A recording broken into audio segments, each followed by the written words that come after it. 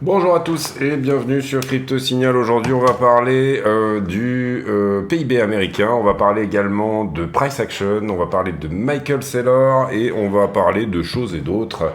On est là toujours comme d'habitude sur le BTC face au dollar en daily. Enfin là, on est en 4 heures, mais là maintenant du coup, on est en daily. Et j'en profite pour vous dire de vous abonner, activer la cloche des notifications et surtout mettre un pouce bleu puisque c'est ça qui pousse la chaîne vers le haut. Concrètement, quand on regarde le daily, bon, on avait déjà mis en avant le biseau ici qui avait cassé, target le haut du biseau, ça c'est fait.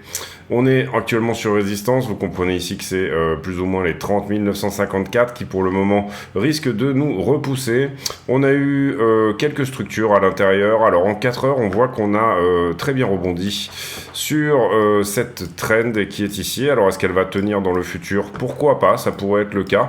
En tout cas c'est très propre à ce stade, on peut vraiment estimer que le fait de l'avoir rejointe, être passé là-dessous, mais juste avoir fait une mèche et puis ensuite avoir réintégré est plutôt une bonne chose. En une heure, vous voyez que ce niveau ici a été travaillé et perdu, donc on peut estimer que désormais il se trouve quelque part un petit peu plus bas. Alors il faudrait revenir ici sur un point, il est relativement simple à voir, il est ici sur cette clôture, donc on va le décaler, on comprend que effectivement il était là déjà un petit peu avant dans le temps.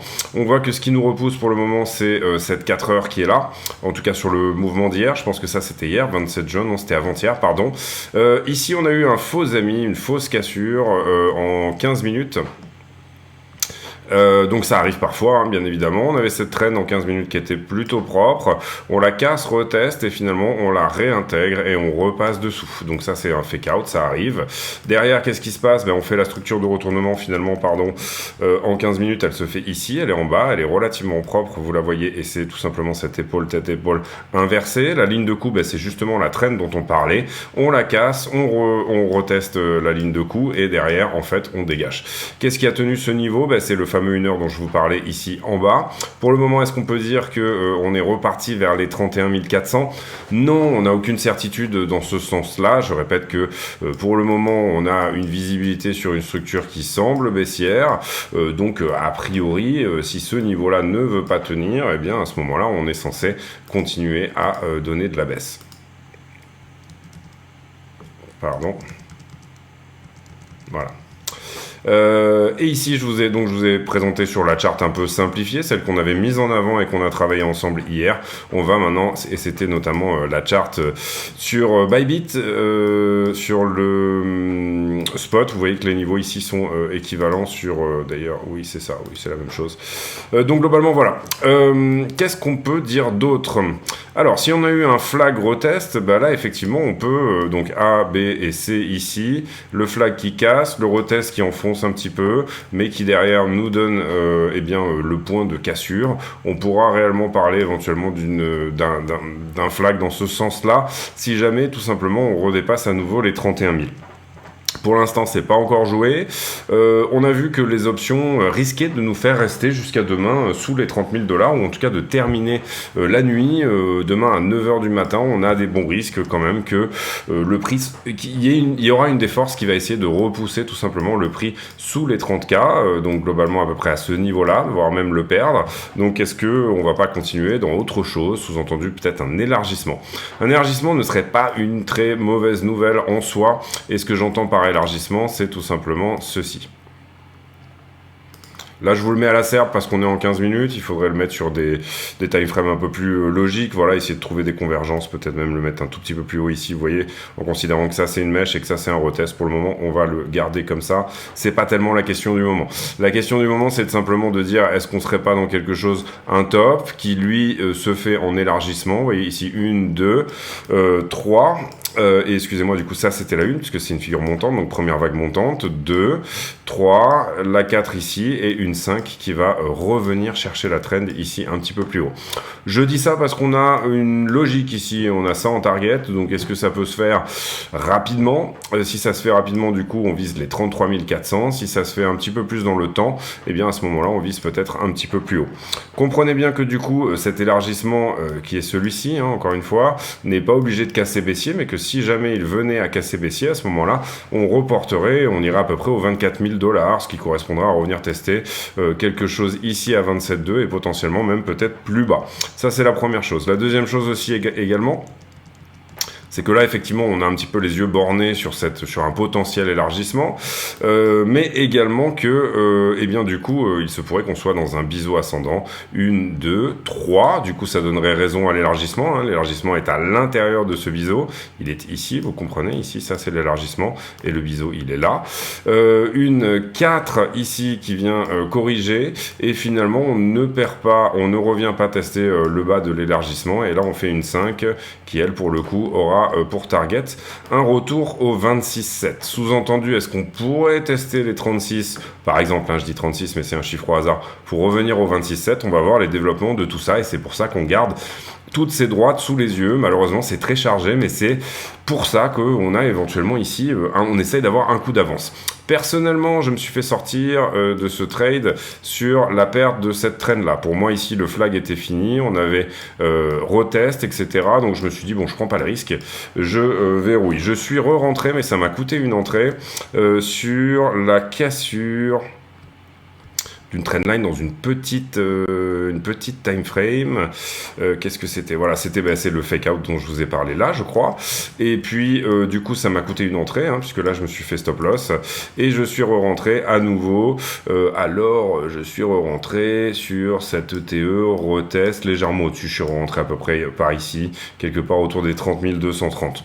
Pour le moment, ce trade est profitable. J'ai mis un premier TP assez haut, 31,4 justement, c'est-à-dire on prend la structure. Il faut ici comprendre que celui qui voudrait être un peu plus ceinture bretelle que moi, un petit peu plus ici, voilà, verrouiller son trade, il pourra tout simplement jouer le haut de range ici pour éventuellement TP en partie.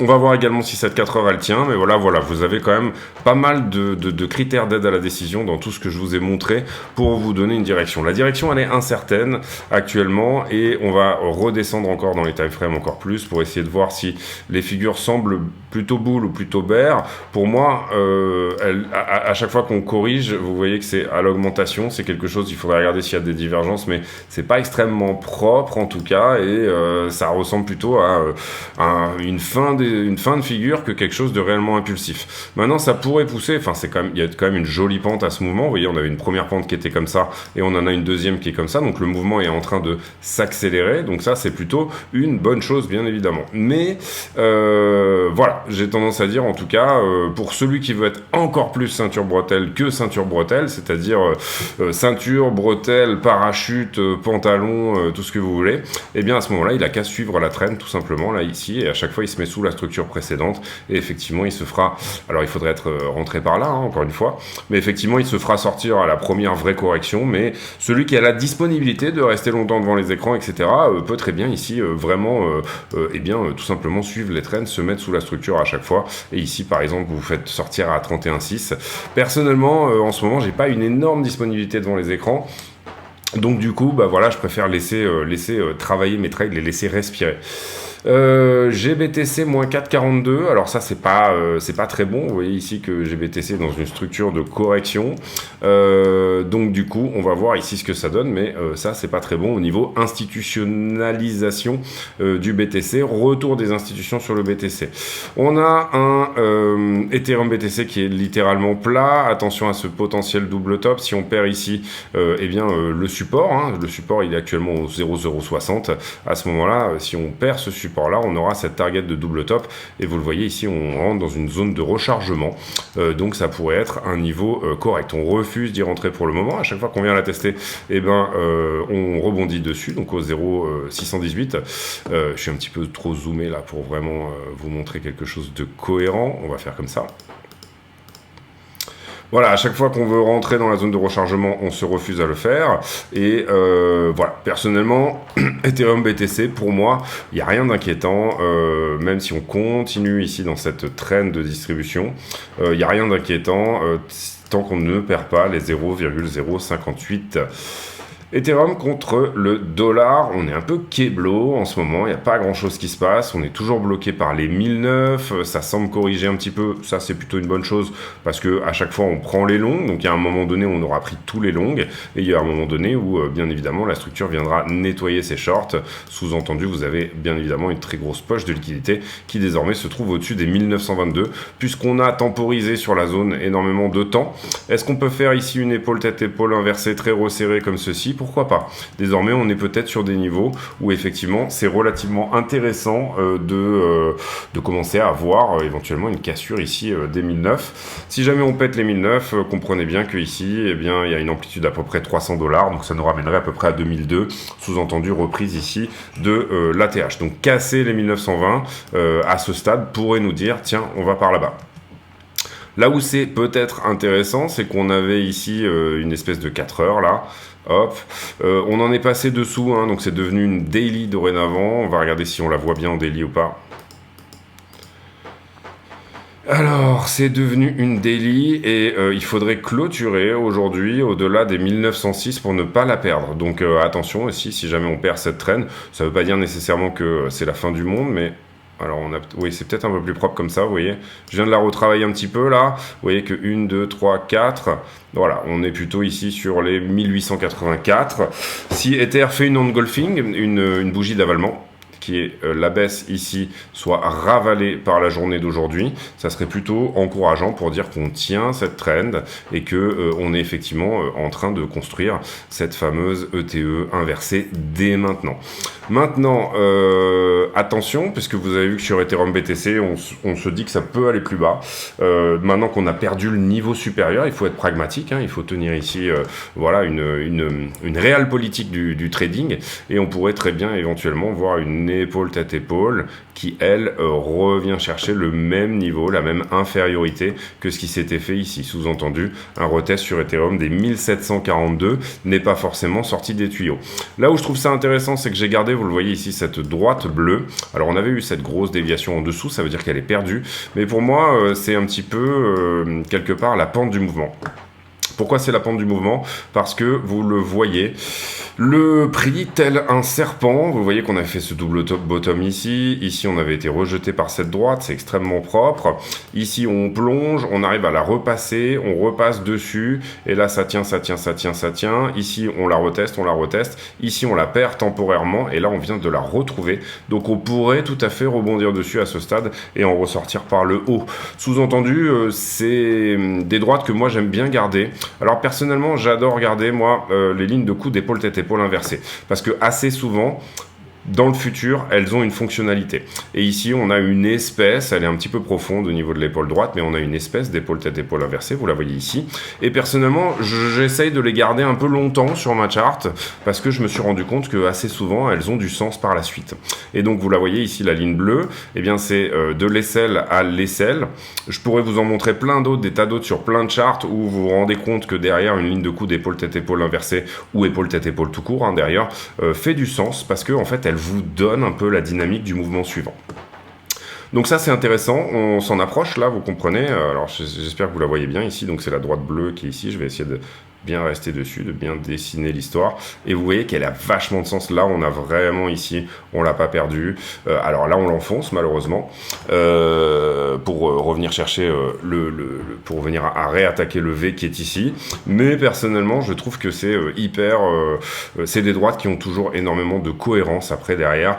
D'ailleurs vous pouvez les utiliser derrière comme point de fuite, hein. Il y a beaucoup de gens qui trade avec les lignes de fuite, et ça, les épaules tête-épaule inversées sont toujours d'excellentes lignes de fuite. Comprenez bien ici que cette épaule tête-épaule inversée, et qu'on a cassée et désormais réintégrée, eh bien, elle a une amplitude ici qui est quand même assez cohérente, et qu'elle pourrait nous emmener Ethereum autour des 2700 $. Donc ça, on va se le noter rapidement. Le point de cassure, il est ici.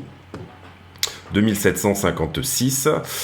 Donc voilà, c'est quelque chose qu'il faut garder en tête. C'est pas forcément ce qui va se passer, mais les ETE, globalement, on est quand même sur des targets atteintes à peu près presque 8 fois sur 10. Donc il faut ici se dire que peut-être que on est pas mal là-dessus. Target, ETE inversé. Comme ça, on l'a sous les yeux, on sait qu'elle est là. Tac, on peut effacer ça. Et je pense que c'est ce que j'avais déjà calculé avec ça. Est-ce que on a d'autres choses à dire là-dessus? Non, voilà, pour moi, bon, Ethereum, il se bat en ce moment, il se bat avec les 1009. Si jamais il arrive à les passer, c'est une bonne chose. Si jamais il arrive à s'affranchir des 1009, il y aura aucun problème pour aller à 2002. Si jamais, malheureusement, il faut qu'il corrige d'autant plus pour venir redescendre, à ce moment-là, t'as la perte des 1006 et il y a quelque chose à faire dans la zone des 1004, 1005. Quelque chose à faire là dans la zone des 1004, 1005 et comprenez bien que si jamais, imaginons par exemple que tout ça, ça soit en Elliott, ça soit une 1. Et qu'on soit ici dans le début d'une correction d'une 2. Une 2, théoriquement, elle doit nous ramener en zone premium. Et c'est la même chose sur BTC. Ça voudrait dire tout simplement revenir sur Ether, revisiter sous les 1500 $. D'accord? Zone premium, elle est là. Ensuite, la zone de rechargement institutionnel, elle est entre 1245 et 1400. Donc ne vous enflammez pas non plus. Il est tout à fait possible et cohérent si là on a une 1, une 2, une 3, une 4 et une 5, que derrière on vient de faire une ABC ici. Là pour l'instant on a la A, par exemple comme ça, en 5, une diagonale, et on peut très bien avoir une B en 3, là ça ressemblerait plus à une flat si on revient visiter ici le plus haut, et ensuite on aura une 5 qui nous donnera soit une flat étendue avec ce fameux retour au 1005, donc une temporisation. Ether n'irait pas tout de suite, et c'est pas parce qu'on perd la ligne de coup d'une épaule tête-épaule que la target je parle ici de l'ETE inversé d'avant, c'est pas parce qu'on la perd que nécessairement la target est invalidée. Et qu'est-ce que je voulais dire d'autre? Oui, mais voilà, bon, c'est quand même beaucoup plus engageant ici et encourageant que de tenir les niveaux actuels. Tout cela et tout ce qu'on a fait ici n'était pas très engageant. Et voilà. Ici, 1, 2, 3, 4, 5, 1, 2, 3, 1, 2, 3, 4, 5 est tout à fait possible aussi, c'est-à-dire on se ferait repousser tout simplement par les 1900 $. Je pense quand même qu'Ether va venir rechercher au-dessus de sa structure, et comprenez bien ici, je dis je pense quand même, ça ne veut pas dire que ça va être le cas, mais personnellement je pencherais bien plutôt pour ici... sous-entendu une 2 assez faible qui soit déjà faite, ou alors une structure un petit peu différente, qu'il faudrait travailler un petit peu dans le temps,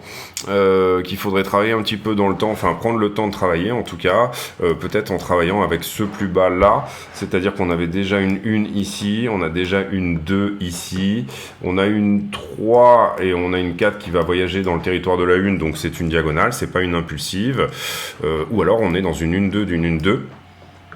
Qu'est-ce que ça veut dire? Ça veut dire qu'on va rentrer dans la 3 d'une 3, et la 3 d'une 3, c'est la plus impulsive de toutes les vagues, c'est-à-dire que généralement la 3 est une 3 impulsive, donc sous-entendu le gros décompte c'est celui-là, et là on est en train de faire la 3, et ici on a fait la 1 et la 2, ici ça pourrait être par exemple une running flat, comme ceci, donc correction un petit peu en montée, voilà, il faudrait travailler un peu plus le décompte, on va pas faire ici beaucoup d'Elliott, on en fera, si ça vous dit, dites-le moi en commentaire, on pourra éventuellement retravailler un décompte, mais vous comprenez ici que si jamais on a fait la 1, la 2 et qu'on commence une 3, la 3 d'une 3, eh bien c'est bien évidemment ici une très belle vague théoriquement. Est-ce que on a les confirmations réellement qu'Ethereum va pousser sa maman contre Bitcoin? Pas vraiment. Vous voyez ici que c'est dans la charte, vous voyez qu'ici on est en train de pour l'instant dégueuler. Quand on aura ici la confirmation de la fin de ce dégueulement, qui est un biseau ici, et pour moi c'est un biseau, si jamais on va là-bas c'est extrêmement propre, si jamais on va là-bas c'est genre un cas d'école, et que là, à la cassure, là pour moi il y a quelque chose de vraiment intéressant à jouer. Sous-entendu, Ether va revenir au 0,084. Le début de ce biseau ici, comprenez la target d'un biseau, et là on a bien nos 5 vagues, 1, 2, 3, 4 et 5. Target d'un biseau depuis la cassure, c'est tout simplement un retour en haut du biseau, et donc du coup, là ça serait extrêmement propre, et ça serait une sorte de petite Ethereum season. Est-ce que ça veut dire alt season pour autant? Pour moi, non. Je mets de côté. Il faut comprendre en plus que si on pète les 0,084, ça, si jamais on les pétait, alors là, en plus, ça serait extrêmement, extrêmement magique, puisqu'on pourrait avoir une surperformance vraiment énorme de la part d'Ethereum vis-à-vis de Bitcoin. Qu'est-ce que je disais? Oui, si jamais est-ce qu'on peut estimer qu'une Ethereum Season sous-entend une altcoin Season? Pour moi, non. Maintenant, Ethereum est devenu autre chose. C'est mon avis personnel. Mais pour moi, Ethereum est devenu autre chose. Et donc, du coup, j'aurais tendance ici à ne pas me dire que ça sera nécessairement par contre, ça sous-entend bien évidemment que tous les layers 3 sur les layers 2 et etc. Sur Ethereum performent plutôt bien, hein, bien évidemment. Ok, alors ensuite on a fait plus ou moins tout ça. Est-ce qu'on va aller voir la stablecoin dominance ou pas? On a déjà fait 20 minutes, on le fera demain je pense. Je crois pas qu'il y ait des niveaux sérieux qui aient été perdus, on va juste vérifier ensemble rapidement, on va se mettre en 1 heure. Alors, stablecoin dominance, vous voyez qu'on rebondit pour le moment sur cette trend haussière. La figure est plutôt bullish. Enfin, bullish pour les cryptos, j'entends, puisqu'elle est plutôt bearish pour la stablecoin dominance. Vous voyez ici qu'on peut tout à fait analyser ça, comme le fait qu'on est ici dans un potentiel bear flag. Hop, bear flag comme ceci. Si jamais on a un bear flag, eh ben, ça voudrait dire potentiellement venir renouer avec les 8% de dominance, qui voudrait dire, encore une fois, 40 000 $ sur Bitcoin et à peu près 2004-2007 sur Ether. Ce sont mes targets finales. On peut tout à fait ne pas y aller. C'est-à-dire que si on prend ici la structure globale de la stablecoin dominance depuis 2019 ici, mais encore plus ici on a ici depuis 2018, globalement il se passe que on est dans ce canal ascendant. Est-ce que ça va tenir toute la vie? Bien sûr que non. Il y a un moment donné où ce canal va péter vers le haut ou vers le bas. Mais on peut peut-être se dire ici que il serait intéressant de revenir refaire une touchette en bas du canal. Donc ici, vous le voyez, les 8% de stablecoin dominance. Donc je trouve ça suffisamment intéressant pour le jouer, d'autant plus que les figures chartistes intermédiaires nous montrent que ça pourrait être le cas. Voilà. Donc c'est ça l'idée. Encore une fois, vous l'avez vu ici, bon, il y a ce flag déjà. Ici, on a le mini flag en 4 heures qui nous dit aussi que ça annoncerait plutôt de la vente, donc du coup une baisse de la stablecoin dominance, donc une hausse des cryptos. Voilà, on a des choses relativement propres sous les yeux qui peuvent éventuellement nous dire que, eh bien oui, on aura une revisite des 8%. Est-ce que la stablecoin dominance peut nous donner quelque chose comme ça ? Et ensuite revenir jouer non plus les 8 mais les 10 du coup, bien évidemment. Et tout ça correspond à la conjoncture, etc. Et donc ce sont des choses dont malheureusement je n'ai pas la réponse pour le moment. Ensuite, un ballon chinois qui a utilisé des technologies américaines pour espionner les Américains, c'est ça la mondialisation, donc bravo. Ensuite, derrière, on n'a pas grand-chose ici sur Wall Street Journal. Coinbase, oui, qui a fait une petite réponse, c'est des notes, c'est-à-dire vous renvoyez la balle, etc. Et Coinbase est dans un procès avec la SEC. Et globalement, elle a accusé la SEC de outrepasser les limites de ses compétences et donc du coup d'aller au-delà de ses juridictions, et on va voir ce que va dire le juge là-dessus, mais ça va être intéressant de voir éventuellement les réponses là-dedans. Donc désormais on a le procès XRP contre la SEC, on a le procès Coinbase contre la SEC qui je pense va faire énormément de bruit, et donc du coup on suivra particulièrement toutes les news. Lancement de l'euro numérique, rien n'est encore décidé d'après Christine Lagarde. Je crois qu'il y a des pourparlers pour éventuellement réfléchir à quelque chose autour de octobre ou novembre. Comprenez bien qu'il y a un système aux États-Unis qui s'appelle FedNow, qui n'est pas un CBDC, mais qui est plutôt le fait d'ouvrir le système interbancaire la nuit et les week-ends. Et ça devrait plutôt bien fonctionner, ça devrait plutôt être une bonne chose. Je pense qu'aux États-Unis, les stablecoins seront privés. Je pense qu'en Europe également, les stablecoins seront privés. Je pense pas qu'il y aura une monnaie numérique européenne. Cela dit, vous voyez que ça y réfléchit très fort. Donc on va voir si de ce côté-là, nos bureaucrates chéris vont éventuellement me donner raison ou me donner tort. Mais personnellement, je pense qu'il y aura une législation qui va obliger ces stablecoins stablecoins privés type Circle, etc., à investir dans des bons du trésor tant qu'ils vont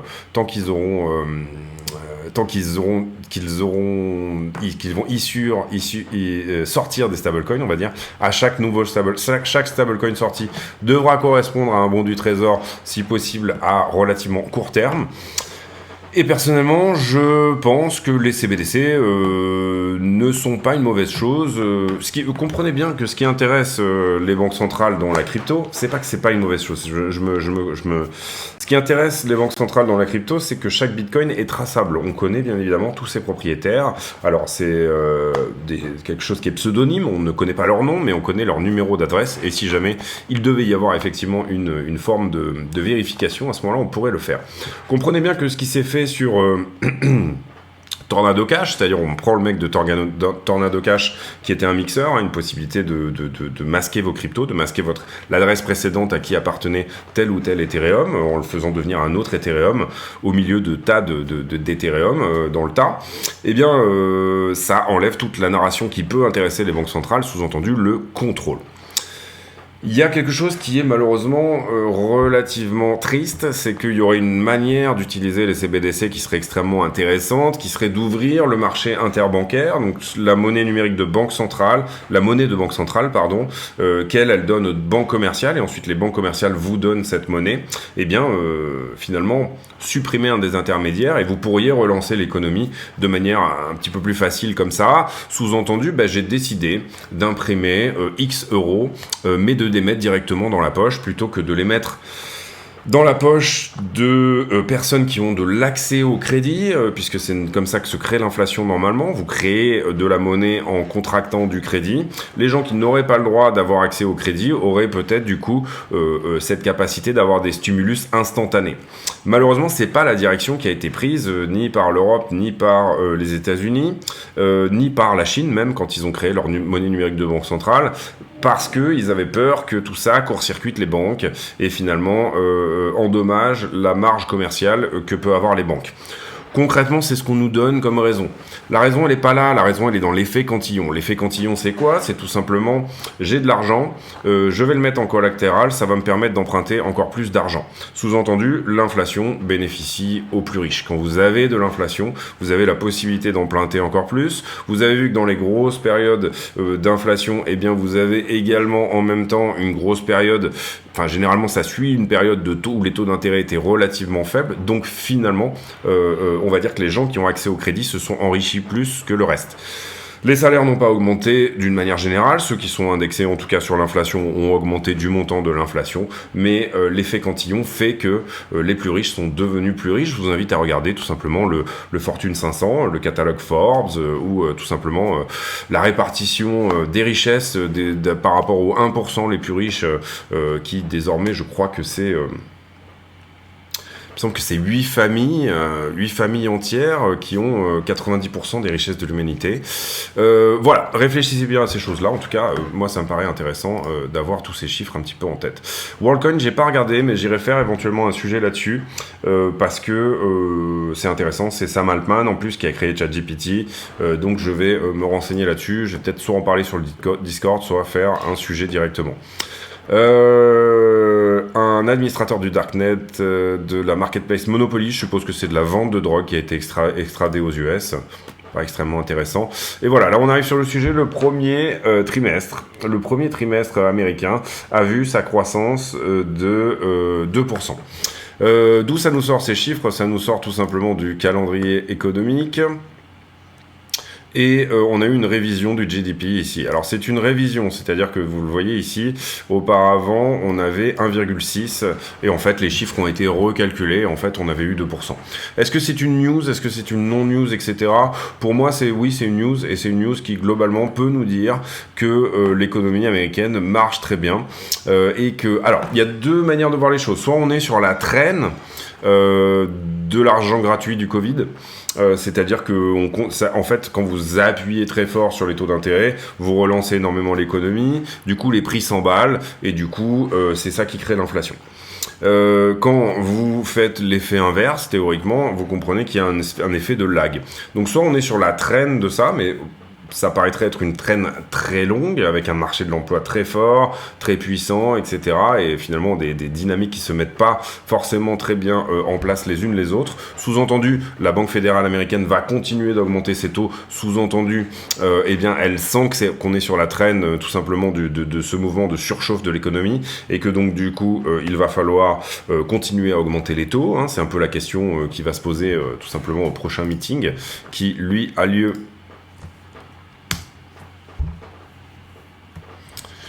le 26 juillet, et vous voyez qu'ici au 28 juillet, on a désormais 90% du marché qui pense que Powell va nous donner une augmentation de 0,25%. On fera et on va traiter l'inflation dans 2 jours, je pense, c'est-à-dire en fin de mois. Le 1er juillet, on ira voir quelles pourraient avoir été les données d'inflation du mois de juin dans son ensemble. Cela dit, de quoi je parlais? Oui, donc est-ce qu'on est sur la traîne de ça, ou alors est-ce qu'on est en train de réussir un soft landing? C'est une possibilité qui existe. C'est une possibilité qui existe, c'est-à-dire, sous-entendu, l'économie n'est pas en surchauffe. Powell a augmenté les taux au bon moment, suffisamment rapidement pour que finalement l'économie ralentisse, mais qu'elle ne soit pas mise à mal. La Fed n'a rien cassé dans son augmentation des taux, et ce qu'on voit actuellement, c'est-à-dire une assez forte correction de l'inflation. La résultante, je sais pas où est passé mon log là, bon c'est pas grave, je vous montrerai ça, je pense que c'est là, peut-être je peux faire ça, ouais, normal. Donc, l'économie, l'inflation est en train de plomber à un taux relativement fort, et ça, on aura des réponses au moment du CPI, autour du 10 ou 12 juillet prochain, je sais plus exactement la date, je crois que c'est 10 et 11. Donc là, du coup, on a une inflation qui, depuis les 9,10%, est en train de nous donner une très jolie traîne, celle que je vous ai tracée ici en vert. Sous-entendu, on sera déjà aux 2% d'inflation en août ou septembre. C'est pas du tout ce que pense Powell. Powell est en train de dire non, les gars, nous, on va rester à 5%, on va continuer d'augmenter, parce que le risque, c'est qu'il y ait un regain d'inflation. Est-ce qu'il a des news que nous, on n'a pas? Est-ce que tout simplement, il veut juste lancer un signal au marché pour éviter qu'on se retrouve dans un énorme bull run qui rendrait les gens bien évidemment encore plus riches, donc accentuerait encore la hausse des prix, sous-entendu, puisque en plus en ce moment on est un petit peu dans une sorte de mini bull run de particuliers. Il y a beaucoup de particuliers dans ce mouvement, et un peu moins d'institutionnels. Donc est-ce que finalement on n'est pas en train de se dire ici en ce moment, on regarde une Fed qui nous ment, ou alors on est sur la traîne, comme je vous l'expliquais tout à l'heure, de taux d'intérêt qui ont été trop forts, et à ce moment-là Powell a raison de dire nous on va continuer d'augmenter. Ici vous le voyez, toujours pareil, révision du GDP de plus 0,4, enfin sous-entendu on avait calculé 1,6 et en fait on est sur 2%. 2% par an et par trimestre, vous comprenez qu'à la fin de l'année, si on tient tout ça, ça fait 8% de croissance. C'est quand même quelque chose qui est... on est sur le premier quarter là, donc 2% x 4 égale encore une fois 8%. Ça ne sera pas ce qui va se passer, il va y avoir un ralentissement bien évidemment. Pour le moment, est-ce qu'on est encore sur la traîne ou pas? C'est des choses dont il faudrait être vraiment spécialisé dans les taux d'intérêt pour réellement dire si c'est le cas. Mais pour le moment, en tout cas, on avait une inflation à 9, elle est tombée à 4. On a désormais des taux d'intérêt qui sont au-delà de l'inflation, même du core CPI, puisque 5,3 sur le core CPI, on est à 5, on est pile dans la zone. On a toujours dit ici, et tout le monde pense, en tout cas c'est une donnée, c'est pas une donnée, mais c'est une croyance populaire qui est relativement jusqu'ici confirmé, que pour combattre une inflation à 10%, il faudrait des taux d'intérêt à 10%. Pour le moment, l'inflation est à 4 et on a des taux d'intérêt qui sont à 5,5. On a fini sur les news. Désolé, c'était assez développé, assez long, mais on a parlé pas mal de choses, je pense. Et dernière news, Michael Saylor qui achète encore 12 000 BTC supplémentaires. C'est pas Michael Saylor, c'est MicroStrategy. Et là, vous comprenez ici qu'ils sont à peu près dans les 28 000 $ par BTC. Et désormais, ils ont 152 333 BTC. Ça commence à grogner dans la twittosphère. Sous-entendu, ça commence à dire, Saylor, c'est quand même violent, puisque il suffirait que tout d'un coup, tout le monde vende, ou entre guillemets, que le BTC nous fasse une première vague de baisse, que les actionnaires de MicroStrategy ne soient pas contents de leurs dividendes, etc., puisqu'ils achètent ces bitcoins-là en vendant, et en l'occurrence pour ce mouvement-là, ça a été le cas des actions MicroStrategy. Donc il vend une partie de sa société pour acquérir plus de bitcoin. Du coup on a un MicroStrategy qui est extrêmement, bien sûr, le titre est extrêmement lié au bitcoin dorénavant. Qu'est-ce que je voulais dire par là? Oui, ça commence à grogner un petit peu du côté de Twitter en train de dire bon mec, t'es quasiment le nouveau FTX en fait, c'est-à-dire que tu vas imprimer derrière, c'est comme si tu imprimais du FTT pour acheter du bitcoin. Pour moi, je pense qu'il est en train d'écrire l'histoire. Alors, soit c'est le plus beau trade de toute l'histoire du trade, c'est-à-dire que si jamais il a raison, et si jamais effectivement BTC aille à 1 million de dollars, à ce moment-là, on peut pas dire que c'est pas le plus beau trade de l'histoire. Ça va devenir une légende, et c'est quelqu'un qui aura probablement dans les livres de finance pendant des générations. Soit c'est le plus beau fail de l'histoire, et sous-entendu, vous voyez qu'il y a un coût d'acquisition ici qui est à peu près à 29 668 dollars par bitcoin, et voilà. Pour lui, si vous connaissez Michael Saylor, vous comprenez qu'il vous explique que le ratio est extrêmement intéressant, etc., et que le rapport risque-récompense n'a pas de pareil. Il n'y a pas d'autre asset dans le monde qui est plus physique, plus solide money, et plus la capacité également de le transférer. Pour lui, il dit que c'est bien mieux que le gold, et que surtout ça ne peut pas être imprimé, et donc du coup, bien évidemment, entre guillemets, la limite des 21 millions, elle est hard-codée, et que donc du coup, il n'y aura pas de nouveaux bitcoins. Donc c'est la fin de la possibilité pour les États de battre monnaie, à partir du moment où vous acceptez bien sûr le concept de rareté programmée. Voilà. 100 millions de dollars liquidés sur la journée d'hier, avec à peu près 40 millions sur Bitcoin et Ethereum. Apparemment, il y a eu du move sur XRP. Je crois qu'XRP a un petit peu pump. On a eu des grosses baleines également qui ont acheté beaucoup de XRP sur les 2-3 derniers jours. C'est ce que j'ai lu il n'y a pas très longtemps. Solana, on voyait le retour un petit peu des valeurs sûres, entre guillemets, les bons vieux BNB. On a PEP, qui bien évidemment nous donne également. Ethereum classique, Bitcoin Cash, Litecoin. Vous voyez ici, c'est marrant, mais on pourrait y voir une tendance éventuelle de se dire, finalement, c'est les grosses market cap qui vont d'abord avoir des gros mouvements, et puis ensuite peut-être éventuellement le reste. On a liquidé principalement du long, vous le voyez ici. Donc voilà, ça c'est intéressant parce que on a eu dans les dernières 24 heures, je crois, un mouvement un peu dans les deux sens. Sur le carnet d'ordre, on a traversé des ordres de vente, quelques-uns. Ça a un petit peu poussé le mouvement, ça a un petit peu ralenti le mouvement. Pour le moment, les prochains ordres de vente, ils sont plutôt aux 31 000. Le mouvement là ici est un peu en train de ralentir en ce moment. On va regarder, on va terminer la vidéo, on va aller voir un petit peu ce que ça dit. Donc voilà, hier j'ai fait toute une vidéo sur les options, donc on va pas revenir dessus aujourd'hui. En ce qui concerne les marchés en levier, c'est plutôt propre, en tout cas sur à minima par rapport aux deux niveaux de liquidation qu'on avait mis en avant hier, les deux niveaux qui sont celui-ci et celui-ci. On est même venu prendre le niveau d'avant-hier, donc des niveaux un peu historiques, et puis on est venu quasiment travailler celui-ci. Je pense qu'on peut désormais l'enlever.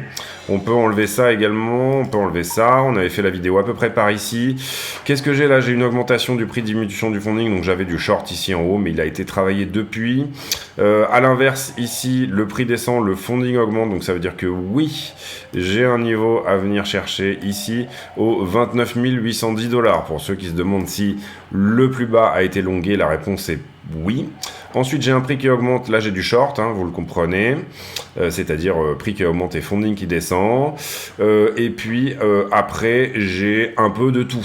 Puisque, vous le voyez, le funding va dans le même sens de l'open interest et du prix. Sous-entendu, je liquide du short, donc c'est normal que le funding augmente. Et sous-entendu, derrière, je rajoute en plus du long. Donc, c'est normal que le funding également augmente vers le haut. Mais on a bien évidemment du short ici dans la structure. Quand est-ce que ça s'arrête? Ça s'arrête juste ici, vous le voyez, où j'ai continuation de l'augmentation du prix, mais j'ai un funding à plat.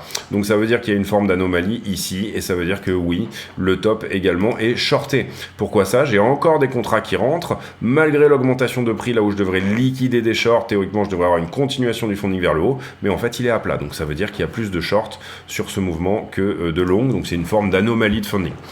Malheureusement, on est sur les niveaux de price action qui sont le haut et le bas. C'est pas ma faute, mais c'est comme ça. Pour le coup, pour aujourd'hui, on va dire que maximum once. Ah, c'est nouveau ça. Ah bah bravo. Ah super. Ah putain, ça casse les... Excusez-moi. Maximum one safe chart à l'autre. Oh là là, mais voilà, tout ce qui est gratuit devient un jour payant. Bon, c'est pas grave, comment on va faire avec ça? On va se débrouiller. Il faudra peut-être ouvrir 2 pages avec 2 comptes différents, je sais pas.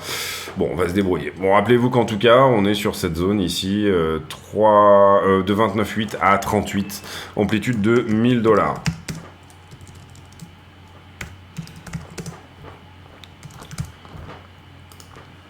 Ensuite, sur Ethereum. Sur Ethereum, alors pour le coup, on a enfoncé beaucoup plus que ce qu'on avait donné en niveau. Sur Ethereum, on n'avait pas trouvé énormément d'anomalies de funding. On a pris les 2 niveaux également. Comment ça s'est fait et qu'est-ce qui s'est passé? Concrètement, ici, le prix descend, le funding aussi, donc rien de spécial. Sur ici, vous le voyez, on a du short, puisque le prix est à plat et le funding descend quand même. Ensuite, très légèrement du long ici, donc on va le noter, et c'est à peu près dans cette zone-là. Ici, on a eu du long. Ensuite, du short, mais vous voyez que le niveau a été travaillé derrière. Derrière, j'ai un énorme long qui s'ouvre ici. Là, dans la zone, donc bon, ça doit correspondre à... On va garder ce niveau-là et on va le mettre en 2 pixels, donc niveau à revenir visiter dans le futur égale 1828. Derrière, on se construit principalement sur du short pour moi sur Ethereum. Le prix augmente, vous voyez, le funding qui descend, donc du coup, on se construit principalement sur du short. Ce point-là est un niveau éventuel à venir prendre aussi. Et on a par contre ici un gros long qui rentre, c'est peut-être ce qui est en train d'être travaillé là actuellement. Ce niveau n'est pas non plus incroyable, on va le mettre en 1 pixel. On verra demain si ces niveaux ont été retravaillés. Et là par contre, eh ouais non. Ah là là, je suis pas content là, je suis colère. Bon, c'est pas grave. Ensuite, ici sur les poches de liquidité, excusez-moi, ça va être une vidéo assez longue. Eh bien, on voit que cette hausse de prix nous a clôturé du short et elle a donc fait réaugmenter le delta vers l'équilibrium. Donc ça, c'est intéressant. On a quand même pas mal de longs qui se sont mis ici sur la structure et on voit que c'est plus ou moins ce que le prix est en train de travailler là, juste sur les 20 ou 25 dernières minutes où on vient corriger un peu les longues retardataires. On pourrait aller jusqu'à 30 300.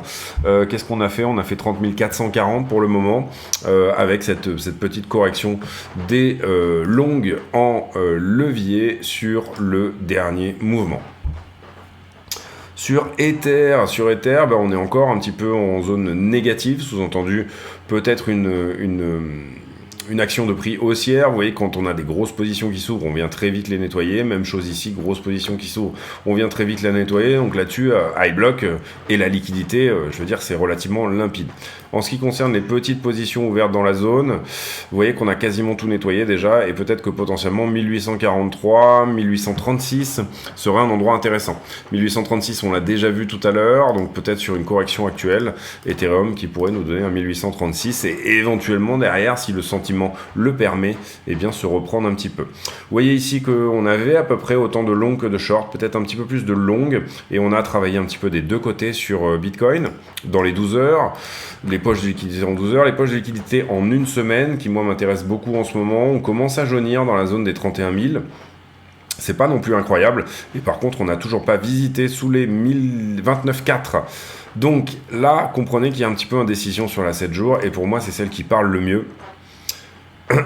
Et puis sur la 1 mois, peut-être quelque chose à faire. Bon, c'est toujours un petit peu la même chose au niveau de la 1 mois. De toute façon, on va peut-être pas la regarder tous les jours. Ici, sur... Ethereum, et ben pour le coup, on voit qu'on avait plus de long que de short, sur les 12 dernières heures en tout cas. Sur la 7 jours, on a très bien nettoyé les longues en bas, et désormais sur Ether, on n'a plus grand chose à venir faire sous les 1800. Hein. C'est du coup les 1007, 1006, 1007 qui guettent. Par contre, on a énormément forci dans la zone des 2000. Si Ether arrive à péter 1920, pour moi, il va en ligne droite et ça va être une bougie de 5 ou 10 minutes à peine pour l'emmener à $2000. Et sur la 1 mois, même chose, toujours même chose, entre 2100 et 1004, 1005. On retourne sur le prix et on fait la conclusion de cette vidéo.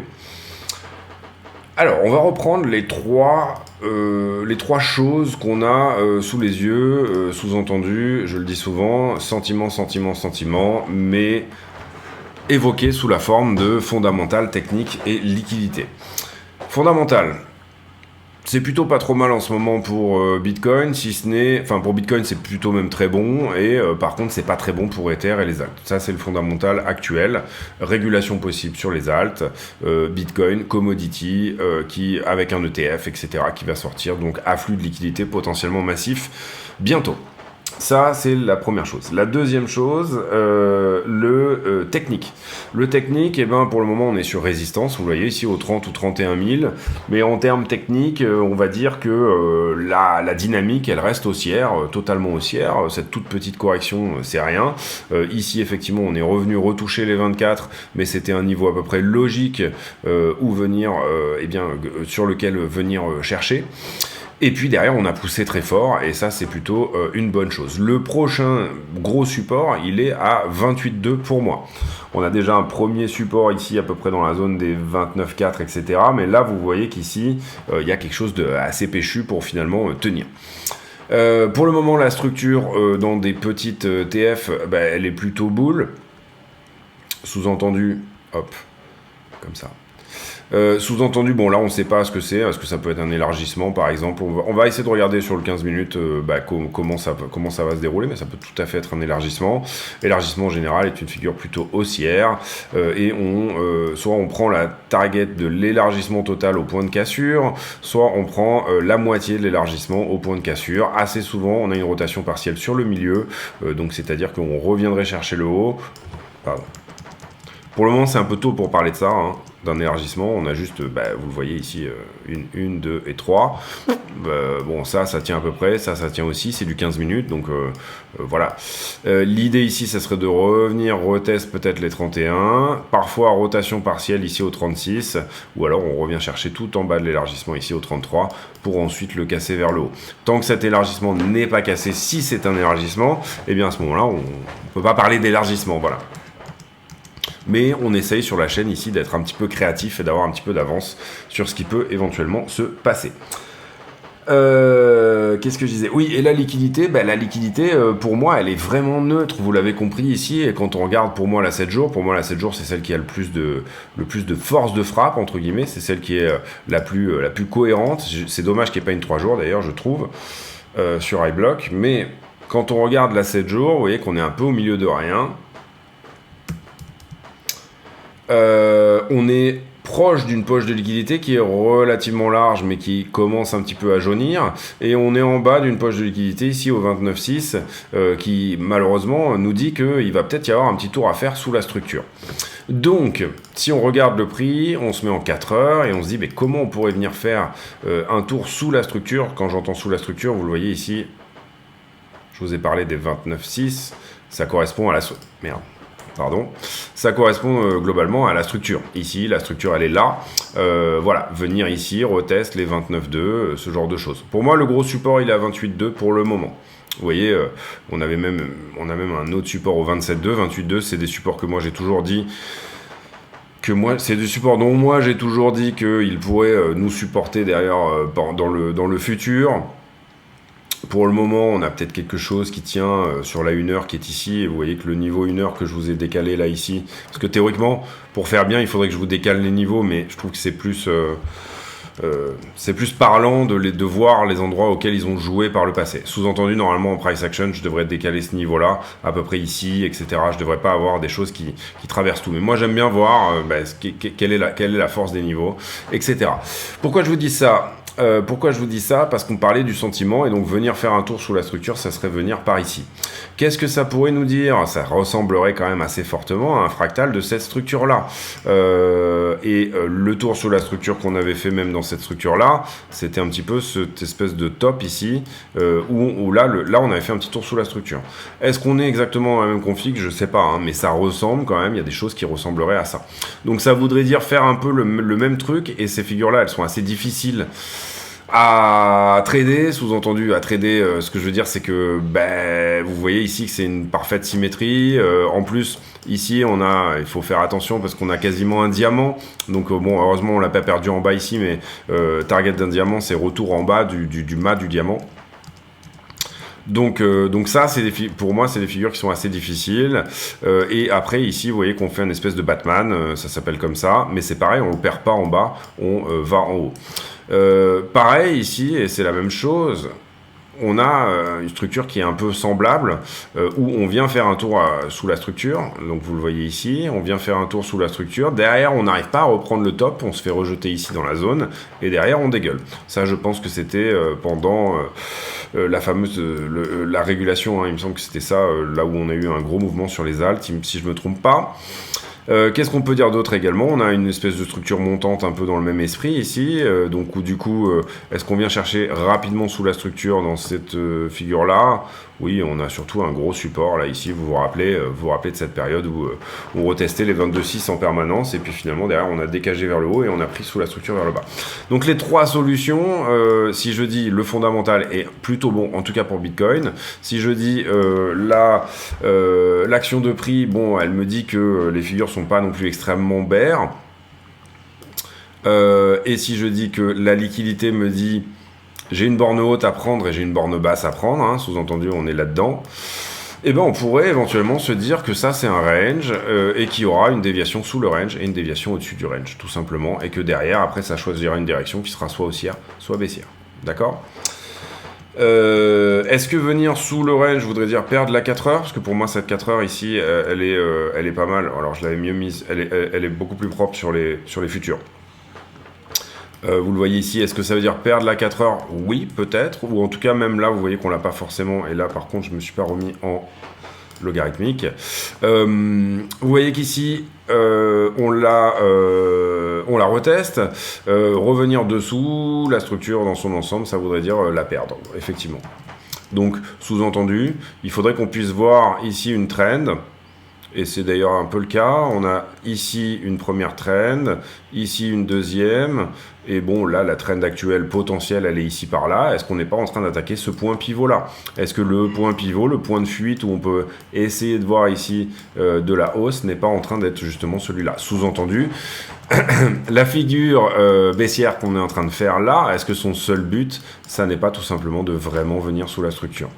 Le problème que j'ai avec ça, de vraiment venir sous la structure, hein, c'est-à-dire de perdre ce support d'ailleurs en 1 heure, hein, qui est celui des 30 000, bah, c'est que finalement dans la structure baissière ici, vous voyez qu'on en a quand même liquidé une bonne partie. Celui qui a trouvé, et là on voit, ce qu'on regarde ici c'est une mèche, vous comprenez, ici en 4 heures même, combien de gens ont chopé ici ce bottom parfait à ce point-là?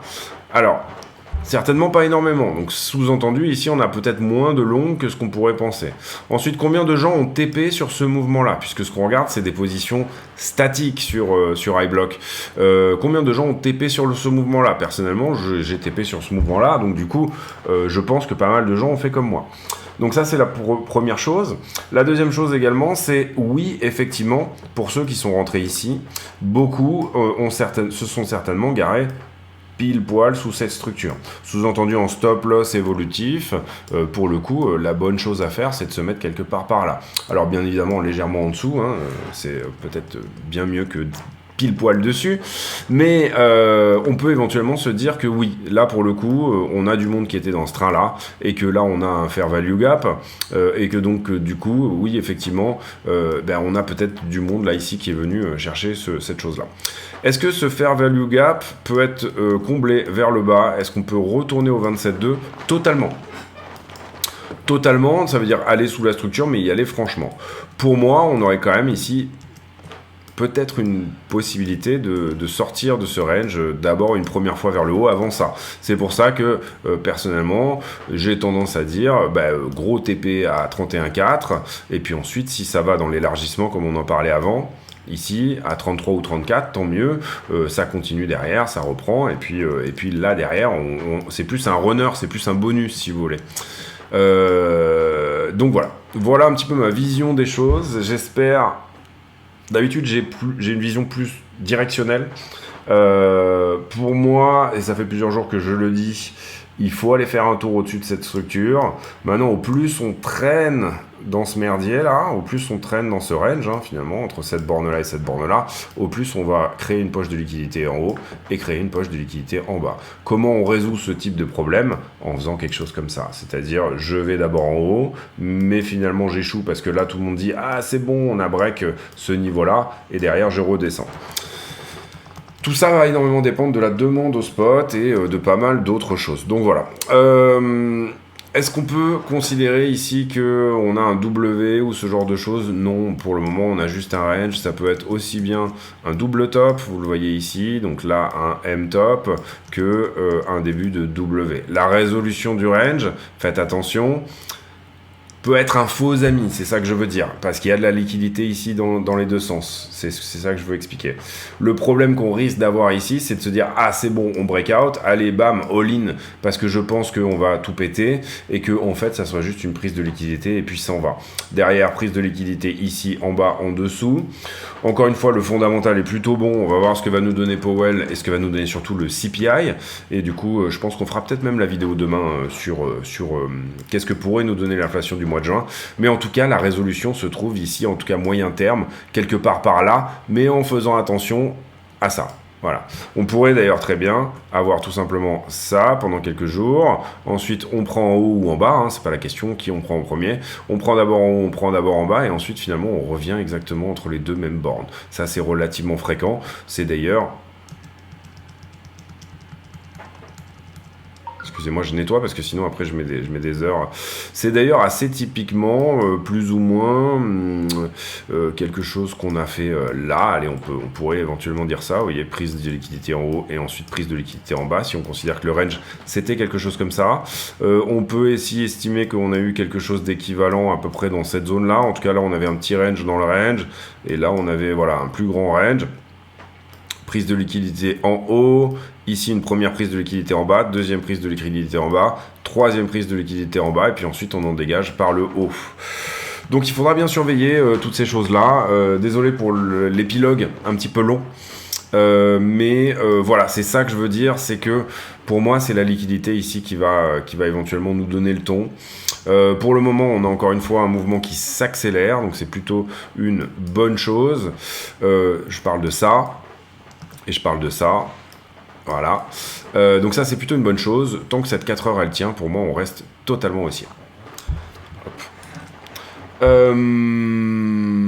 Voilà, pour moi, j'ai pour habitude, en fin de vidéo, de poser une question à la con, c'est-à-dire une question qui n'a rien à voir avec le prix du Bitcoin. Alors oui, depuis quelques jours, moi j'ai déclaré la guerre aux moustiques. Ça y est, j'ai décidé que j'allais reprendre le contrôle de chez moi. Donc les tigres, etc., c'est fini. Je me suis infusé une bonne dose de pièges et compagnie et de ces choses-là. La question du jour, elle sera, est-ce que vous aussi, je vais rester poli ici, mais cette espèce de moustique là, la jante des moustiques vous incite à potentiellement devenir le Pol Pot, à imaginer des formes de génocide par rapport tout simplement à cette espèce qui ne sert à rien d'une certaine manière et qui en plus nous pète les roustons tout l'été. Je vous laisse là-dessus, on se retrouve demain pour une nouvelle vidéo. D'ici là, portez-vous bien. Il fait un peu chaud là, j'ai oublié de mettre la clim dans le bureau. Portez-vous bien et puis, on l'espère, des jolis trades dans cette période qui est quand même plutôt propice. Ne serait-ce que de jouer le range, encore une fois, ici, était plutôt la bonne option. Donc voilà, je vous laisse là-dessus. On se retrouve demain. Portez-vous bien. À très bientôt. Ciao, ciao.